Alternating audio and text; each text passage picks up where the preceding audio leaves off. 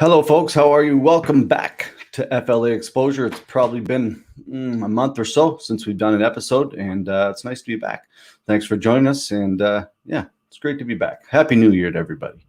This episode 137, folks, sponsored by our good friends over at Envisage Sport. Pre-workout coffee, check it out online, envisage.co.uk, available in Canada as well via us.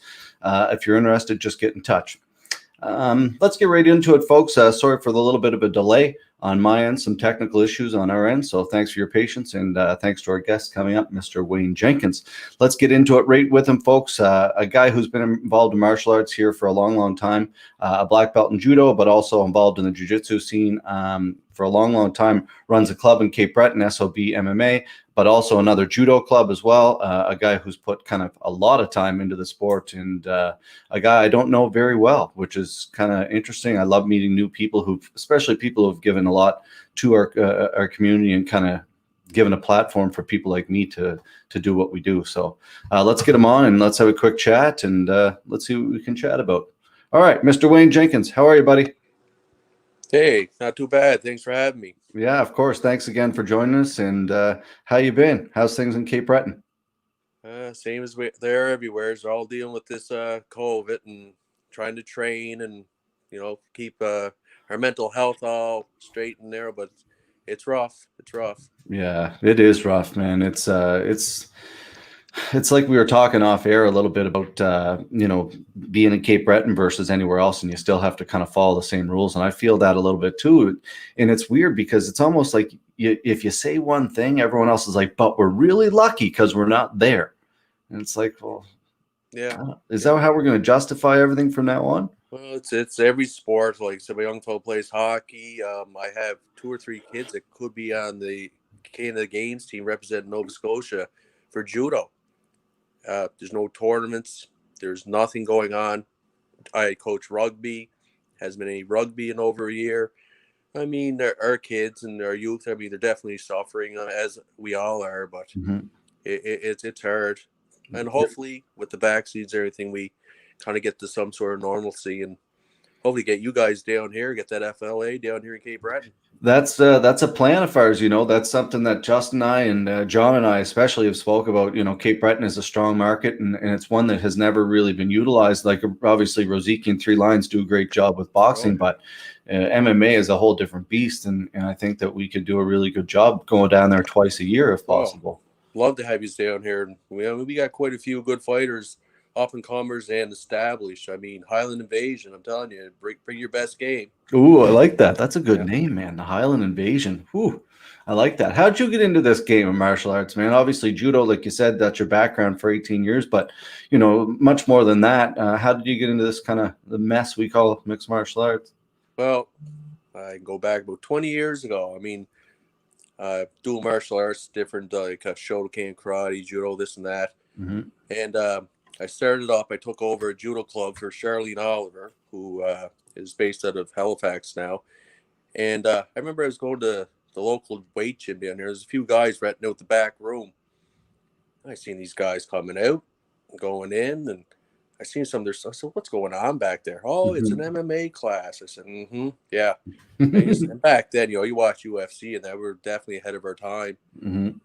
I said, well, I got to see these jokers, right? So I go in. I said, I'll take part in the class. And, the instructors were legit and became really good friends. We kind of brought things together. Like, Nice. we were doing MMA before it was MMA. Like, I brought the judo background.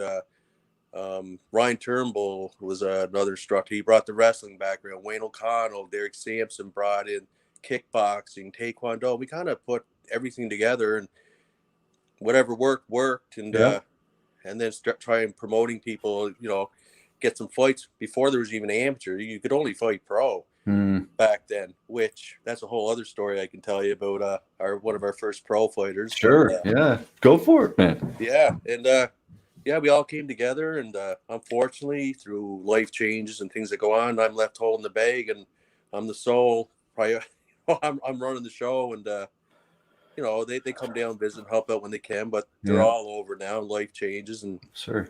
I haven't got the hurt. I'm almost 50. I'll be 50 in July, and I'm telling you, it's a job you don't get paid for. Like, you got to remember too where we're from. I'm not saying anything bad Yeah. about Cape Breton, Sure, no, but I know what you're saying. I'm from but I have a Pictou. lot of So, good kids out there who were given the opportunity, and young adults and teenagers. It's hockey or nothing down here. yeah. And at $40 a month to train 6 nights a week, two Pretty hours cheap. a night. I give keys to my students.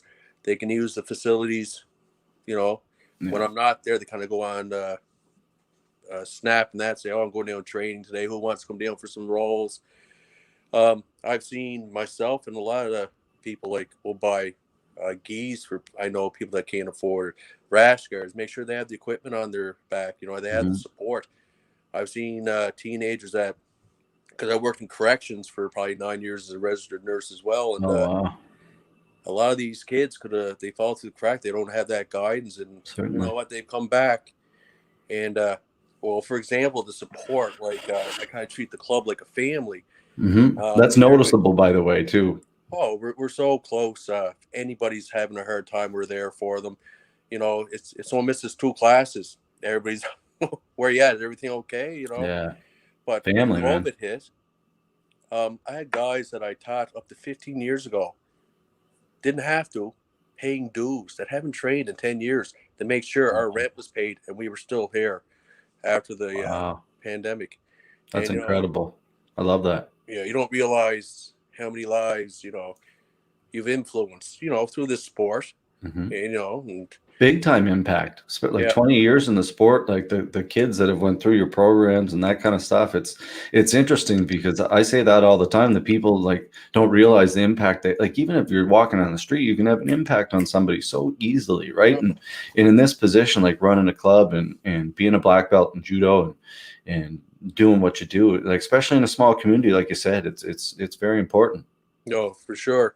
I mean, it's hard, to get the income and keep a club open. I've seen clubs come and go over those 20 years, whether it be judo, so on and so forth. I think we're technically the only MMA club that actually look for cage fights and so on and so Yeah. forth. But there's been fighters that have kind of contracted fights out of other gyms, kind of did it themselves, and had gym support like Zombie Proof. Like, there's great clubs in there. There's Kent Peters, Zombie Proof. I think Yeah. he's got strictly, now don't mark my words on this, strictly BJJ now, but great club in Sydney. We got Jimmy Hall and the Whitney Pier, Integrity Hmm. Martial Arts, Jiu-Jitsu, Krav Maga, uh, Taekwondo. Like, we got some great support around here. Brian DeGod, he's been doing judo probably when I was in diapers. Wow. Knows so much. I mean, there's a lot of great things down here, and I find the community down here is great. Like, I've had students that have left my club for a 5 to 6 year span because at one point in time we did not offer gi jiu-jitsu. Hmm. We did a lot of wrestling, no gi. Yeah. I said, go get the knowledge. Welcome back. When you're ready to come back, bring it back. We're all here. We want what you learned, teach Hmm. us. Hmm. It's kind of like with Liam Campbell. He was at Zombie Proof for years, and he's really interested in the MMA aspect. He came back, and what an asset. Yeah. We have some great instructors like Hmm. Liam Campbell, Justin McKenzie, Colton Granthouse. I Hmm. remember Colton Granthouse when he couldn't throw a front kick as much as a punch. Yeah, he He looks trade good too. he trade he get hit 5 times just to land one punch. But he's just that Cape Breton mentality. There's no Yeah. stopping. He's coming. Yeah. You're in for a fight. It's funny because Justin always kind of was bragging him up behind the scenes and saying how talented he was. And I saw him compete before, and then I saw him at the Kumite, and it was just he put on a really good show.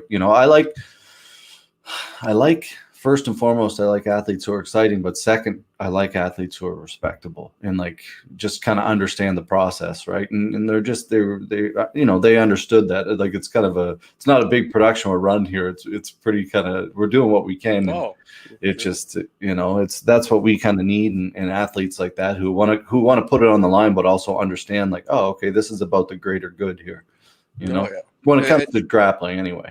Yeah, and Colt Granthouse, I remember him when he's probably about 14, 15, starting judo, hothead. There, you talk Ah, about a kid that had some temper issues. So he's so mature now, so respectful. He's evolved. I've seen it from now to him being a young father. Isn't that wonderful to see? Yeah. Like that, because a lot of that comes from you, Well, you really. know what? In his mid-20s, almost like you seen a light go off, where he understood the whole martial arts, what he was doing, Hmm. where everything had purpose, where he became more methodical, thinking 3 steps ahead, not the here and now. He put the time in with the boxing. He had quite a few fights in the boxing ring, Hmm. jiu-jitsu tournaments. He could still walk in ice and do a judo tournament after not doing judo in 3 years. I think he could probably clean his bracket. Like Just a he's a natural. great athlete, and he puts the Hmm. time in, and it shows. As Hmm. do a lot of them. Like I said, I've never had a bunch like this over the 20 years that they want to train 6 nights a week. Yeah, that's the thing. Like, like I look at my club under Jared and Rorson and in Pictou, and we're a jiu-jitsu club now too.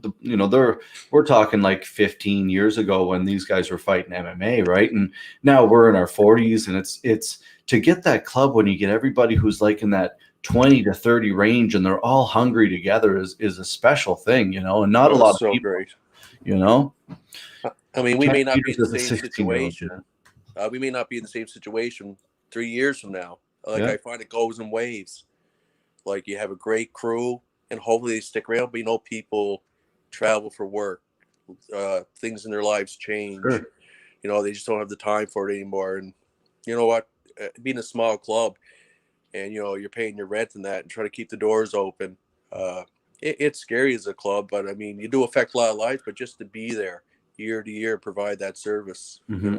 It's I hope huge. my little fellow will take over for me, or Justin, Colton, Liam, somebody, because you know I'm getting old and tired. Yeah. Well, I'm 40, man, and I feel it too sometimes when I train. I'm just like, I just don't know. Like, I love it. Don't get me wrong. I want to go, but I Oh, love the camaraderie. I don't necessarily know if I want to roll 6 days a week, or well, I only roll probably like three now, yeah, So it's like, I'd rather go and hang out maybe, a little bit more. And yeah. Well, I mean, I think people like us were before our times. Like, you know what I mean? Like, if it was the way it is now, and I was in my 20s again, I'd be right in there. Now I'm just Mhm. quite content passing on the knowledge I have.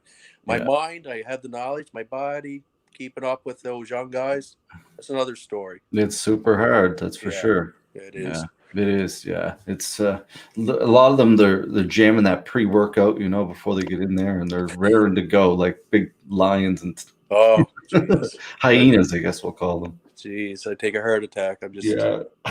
I wanted to ask you about your young guy. You mentioned that, and your young guy, I don't know how he'd be, like 13, 14 now, I guess he would be. yeah, he's 14 years old. So He's he been did a, doing judo since he was 4 years old. I have pictures of him. He's just, his feet are dangling off my knees, just so small. and Yeah, he's at still, 4, is he getting in the club at all? Still oh, doing he's in judo, there but he's, twice a week doing his judo.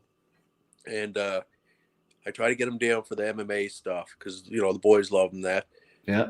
Really, right now, he's not so much interested. He's more interested in online playing Siege and going Hmm. out and hanging with his buddies. Sure. I keep telling him, said, buddy, you have no idea. When you turn 17, 18, the resources you have in front of you, you Yeah. should be down there. Of course, Hmm. his dad wanting him down there training. Yeah. But, you know what? I'll get him down there, using, hands and that. And like everything at a certain age. Because even in judo, like chokes don't start till U16. And then armbars at U18. You don't want them in the schoolyard. He's very Yeah. respectful. He's not a bully by any Hmm. means. But really, you got to be careful. Like, because I have parents say, my young fella's being bullied. Can you train him? And, Mm. well, Yeah, you gotta be tell them to careful come with to that. class. You check the maturity level. Are they able to understand, like, how serious a lot of these moves are? And they're not to be done at home Mhm. on your sister or Yeah, that's a out in the very middle of good point. recess. That's a So, really good point. a lot of responsibility on our part on who we train. And like I said, I have a zero bullying policy, and that goes in my adult MMA class. I hear, some boneheads and that Yeah, they're, good they're for you. done. They're Yeah. done. A lot of times, if something comes up, you discuss it with them. There might be something going on at the time. You tell them our stance on it. But yeah, we don't tolerate. And your club's probably the same way. You'll get new members. You'll get these guys come off the street, Yeah. and they're going to roll everybody. They're Yeah. just street fighters. Hmm. There's a Let's just difference, say man. after a class or so with Justin and Colton and Liam, guys like that, they're humbled real quick. Oh yeah, So yeah. they make the decision: is this what they want to do? And if so, leave the ego at the door, open your mind and learn, or Yeah. go back to Go back to the street there, wherever you yeah. came from. I know. I get a kick out of that because I get those messages too, and I get a lot of people like emailing like videos of themselves hitting the bag or whatever they're doing, Oh and I'm like, Jesus. fuck, like this is 2021 now, I guess, and it's Yeah. like just go to a club, go. Yeah. Like, why wouldn't you rather? I always am interested because like, why wouldn't you rather get humbled in a club than in front of like 1,500 people, Oh. right? Like, but some people are just they're gamers, I guess, right? And Yeah. but I couldn't agree with you more. For anybody who's out there and is interested, if you're not training with a club, find your nearest club, MMA club, jiu-jitsu club, boxing, kickboxing, whatever it happens to be, wrestling, judo, whatever it happens to be, find it and join a team, man, and learn from people like Wayne, because it's only going to benefit you for sure. Yeah. I was talking about you guys hopefully coming down to Cape Breton when this COVID stuff's over. But I think the last time we had any kind of cage fight, once and only, was 2009. It was the Wow. ECC. It was at Peter, CPU University. And they did well. It was pretty packed. And then we haven't seen it since. But like that's back in 2009. Yeah. It was the last time anything in Cape Breton cage-related MMA. Well, spread the word, Cape Breton. Well, you get some Cape Breton fighters out there, we'll pack her. Hey, well, the thing is, like, it's with us, we're trying to build, like we did with jiu-jitsu. I'm trying to build a scene here again, like where build up and coming fighters, amateur fighters, where they can kind of get 3 and 4 fights before they go pro here, and then maybe get a couple fights here pro and move on to a bigger organization or whatever it happens to be. But amateur, like, there's a lot of talented kids. So, like your gym, you probably have 8 to 10 people who would fight on that card. Oh, you know, well, like right now, like I say, well, of course, you got Justin McKenzie. You have Liam Campbell, Colt Granthouse, Brett Strong. He fought in Nova Scotia. Superman punch hit the guy in the ground, DQ. But anyway, you got Jordan McGinnis. We call him PK. Lucas Hammond, young man that's up and coming. Oh, we got quite and Bay Boy when you track. Oh yeah, that's like, right. He's always game to hop in there. You know, we have quite a few. How's his leg? You know, that they're the ones I would back at this point that I would feel comfortable getting a fight for. But there's a lot of, you know, guys that have potential for sure. Any females? Currently not right now. We have a lot that we have a few that like to come down to the boxing class and get in shape and stuff, but not any for the cage. Currently. Okay.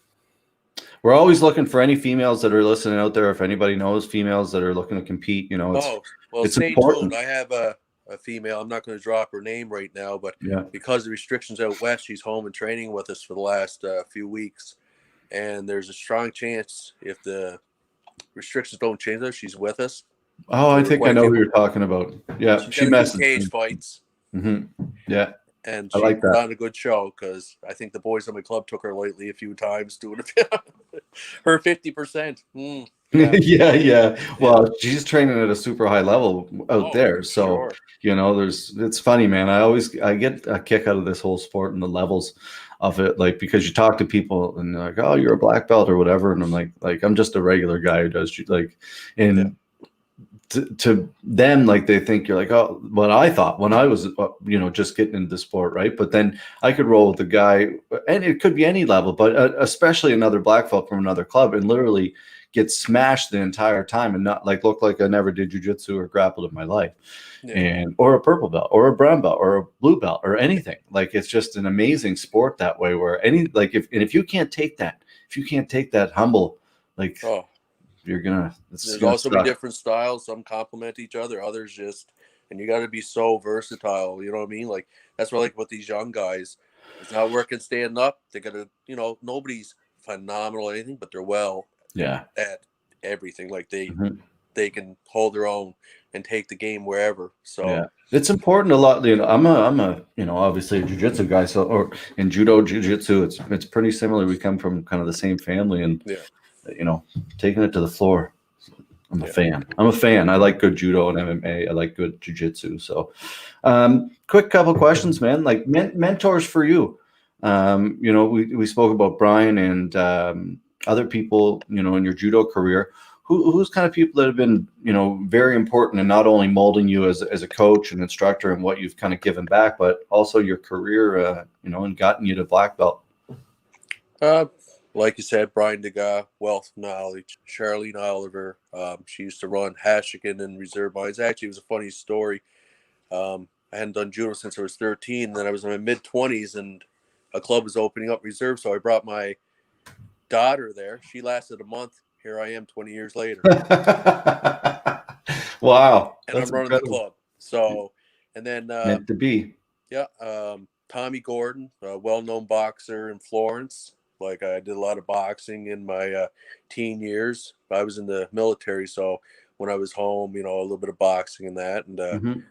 you know, and just picking up stuff through the years, and the biggest, where I am now, is just my buddies, Wayne O'Connell, Derek Sampson, Ryan Turnbull, you know, those guys, the ones that really brought me and got me really interested in the whole MMA Hmm. aspect of everything, and just picking their minds, and vice versa, me sharing my knowledge with them to get us where we are today. Like the community, you know, huge, Yeah. huge. The community is huge. I agree. It's that, and it's funny because I'm not aware of some of those names, and that's what I love about this, because Yeah, people say, they're like, oh, this FLA. I'm like, man, like we're nobody. Like, this has been going on for so long, and the people that have been kind of molded and putting their bodies on the line to get it to this point, even like Peter Martell, like these ECC yeah. events, like, man, like I don't know how many Peter put on, like 25 maybe or something. Like, there's a lot of people who've been doing this sport a long time in the East Coast, and it's nice to have it kind of flourishing back again. Yeah, and it's kind of funny. Like I'm finding more so now, especially with the jujitsu scene and that Hmm. the community as a whole. I mean, being in Cape Breton, I was just focused on my fighters. This and that. You could name off guys you think are the grail of, you know, getting us. I wouldn't probably know who they are. They probably Hmm. wouldn't know who I am. You know, Hmm. because you're so focused on your region, your fighters, your club, trying to survive this and that. Unless Yeah. the fight came up, that's the only time I do any kind of background, this, that, and looking in on anybody, right? Because Yeah. 5 hour drive for us to go up there. Like I remember we went up there with Yeah. Ray. Ray had a Hoist Gracie in one time, and me and a few of the guys went up for that. Or we go up with Henzo, who was just Yeah. recently, you know, It's like a it's a 7 hour 5 hour drive. drive and a place to stay and drive Mhm. back, and you know, Yeah. nobody comes to Cape Breton for shit. Well, this is That's the just the way thing. it You're is. right, man. You're right. Like Jimmy, I know Jimmy's done a couple tournaments down there, and that, like, obviously you have Kent there. He does some seminars and stuff, but that's why we want to go back to Cape Breton. Like you said, man. Like Kent's certainly done lots of driving, and your guys, like, you came to the Kumite, and lots of people have done tons of driving, and I think Cape Bretons do. Like, no, there's no question about it. And whether it's you know, the we were talking about a couple different venues, you know, and I think it'd be really good. We'd like to do a show there at least once or twice a year if we could, Oh, it'd for be great, sure. great. So Cape Breton deserves it, no question about it. I was gonna tell you. Well, there's Ray chiming in, Ray McKinnon. Mr. Yeah, Ray he had McKinnon. Hoist Gracie there Yeah. that time we were up. Great instructor. I wish we Oh, had great guy. him Sure. down here. Um, yeah, I'll tell you a story. Going back to 2007, there's no amateur. It was King of the Cage. Mm. It was supremacy. We had a fighter. First fight we actually got. His name was Neil Walsh. So his first fight, he goes up there the night of. They says your fighter's backed out. He can't fight, but we have a substitute. His name is Vartan Pornick. Are you interested? Neil says he phones us. Yeah, I took this fight. What the hell? Guy's like, I think it was like the Iranian kickboxing champ or something like that. Ah, His record, like he was. Jesus. So we get up there for the fight, and Neil gets in there. It was the bloodiest King of the Cage match ever. You can't find the video. 2 rounds, and literally we're going in and we're slipping on the blood. Oh He got God. that bad of it, but he wouldn't stop. And Pornick was getting tired, and Neil was coming and coming. The doctor stopped the fight. At the beginning of that fight, people were booing Neil. This, that, being from Cape Breton. By the end, the fighters were out of the locker room lined up. To meet him. They were chanting his name. They were cheering him on. he came out to support because the something you couldn't train was hurt. This Yeah. guy kept coming. Pornick, I'm surprised his legs were black and blue from the kicks he was landing. But I'm telling you, you talk about hurt. And I remember reading the newspaper the next day, and they're saying, some of Pornick. I said, pardon my French, but I said, Pornick? What about poor fucking Neil?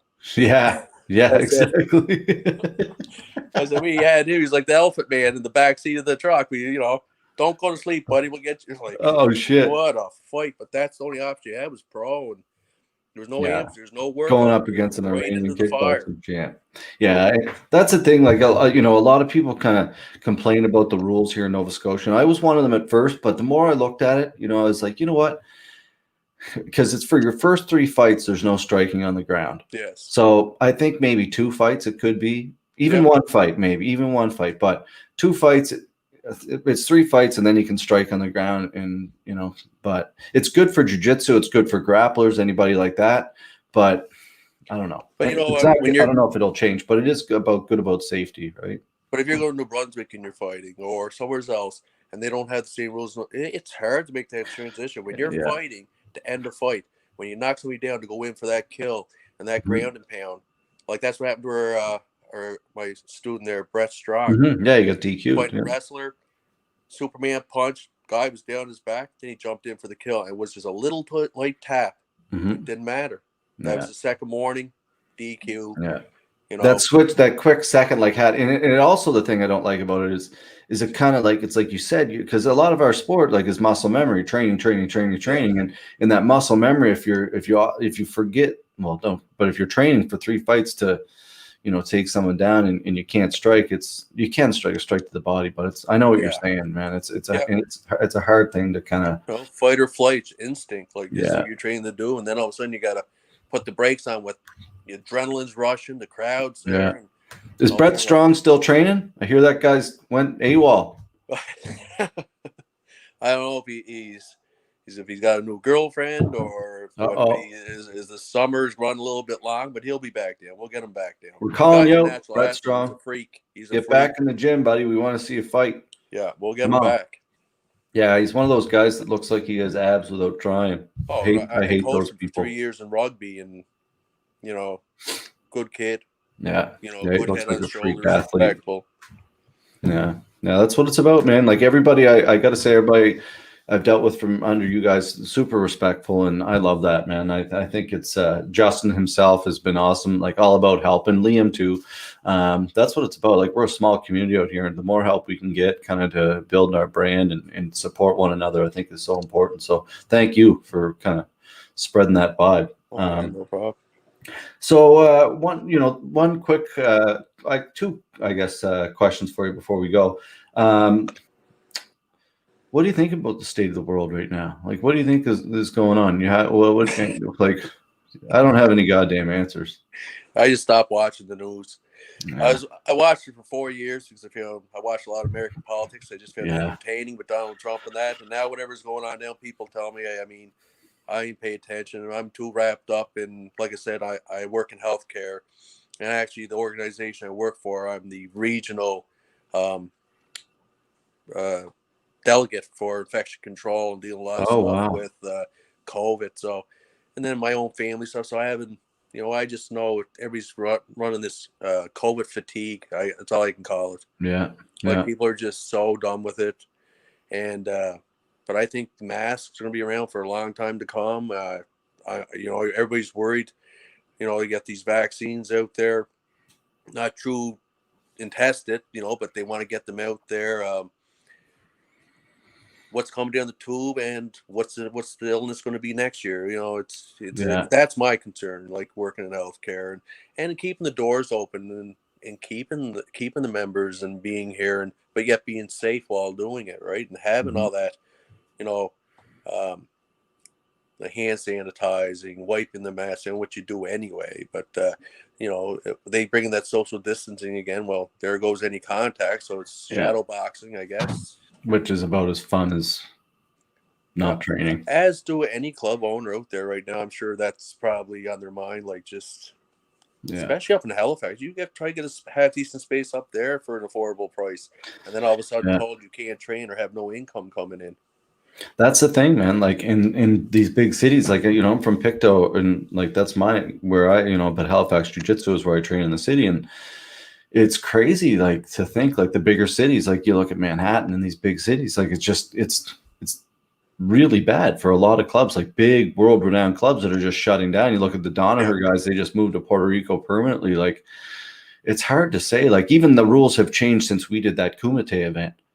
So they changed it for now all amateur or professional events cannot be, you know, so they obviously they pay attention and they're watching and saying, no, Yeah. you can't, like, and but meanwhile, it fucking drives me nuts how you can go to Costco or the liquor store is absolutely packed. And I went to the liquor store like a week ago, and the liquor store was like packed, like crazy packed.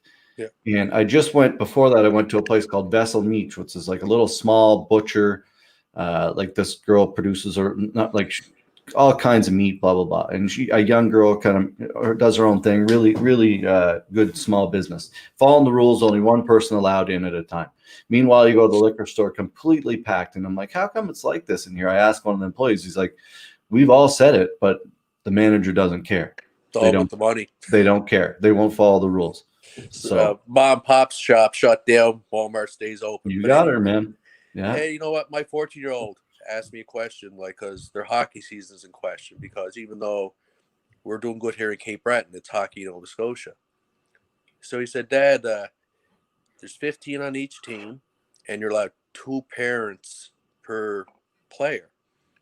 He goes, that's not actually a lot in a big auditorium, but yet I'm expected to go back to school Monday and walk the halls with how many 100 kids? Yep. I That's said, the buddy, thing. Like, there's no rationale. I don't know. I don't know no. what to tell you.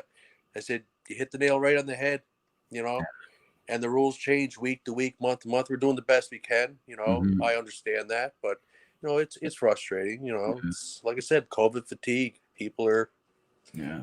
you know, It's a we just real keep thing, doing what man. we're doing. And, Yeah, hopefully we get through it. You know, that's it. yeah, You know, it's as frustrating as you just got to keep positive and keep pushing through, man. Because, you know, who knows with this vaccine, but hopefully it's a light at the end of the tunnel, and hopefully we can get to Cape Breton. We're booked for March 26th for an event at the Rec and Truro.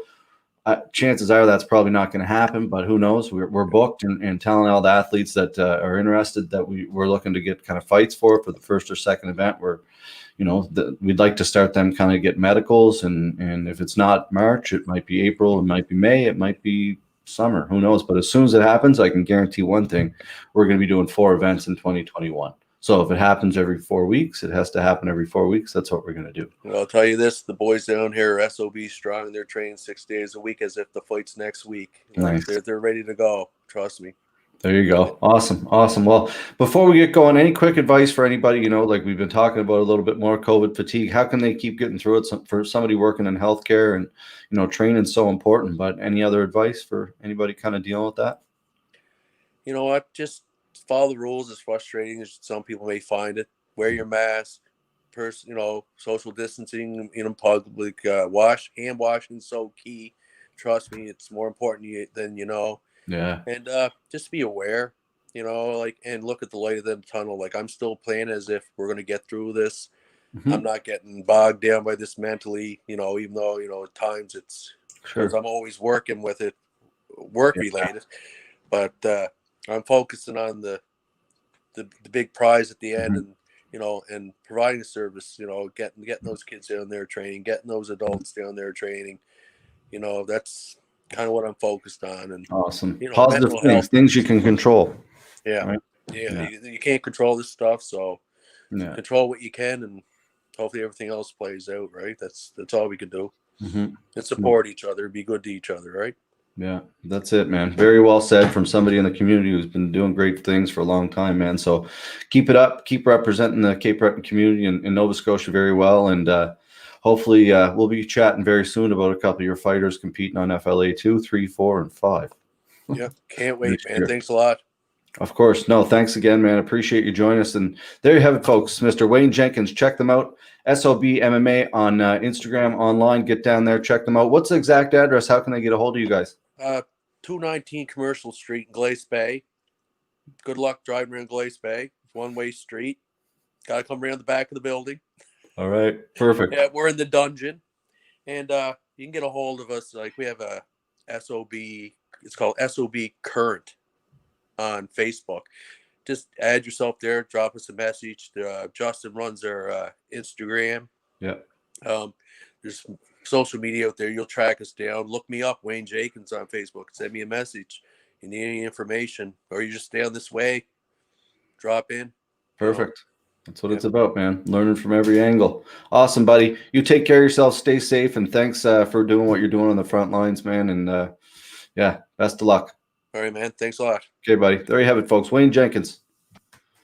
Another great episode. Love chatting with people who have so much experience in this industry and, have been putting it together for a long, long time. Wayne is a guy that I've kind of just met in the last year or so. So it's nice to always kind of sit down and chat with new people and learn. So anyway, folks, again, this episode brought to you by our friends at Envisage Sport pre-workout coffee, available right there behind me, as well as our good friends at Maritime Madness. This is a delicious hot sauce I just tried the other day, actually.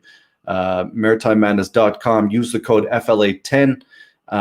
You'll save 10% and get free shipping in Canada over $35, but it's bacon flavored hot sauce. Fucking real good. Sorry for swearing, Mom. As well, tomorrow or the next day or so, we're going to be doing a little auction for some autographed gloves by Gavin Tucker and Chris Kalatis. And a couple other things we're going to throw in there. We got an hour fascial massage stretch therapy. I probably said those words wrong and definitely in the wrong order. But we got that. We have some other products from our sponsor. So make sure you tune in for that. A nice set of autographed gloves from our buddy Gavin Tucker and Chris Kalatis. All right, folks. Thanks for joining us. It's nice to be back. First time in a while. Still sick of COVID. Is what it is. Keep pushing forward, folks. Be kind. Be good to one another. We'll see you soon. One love.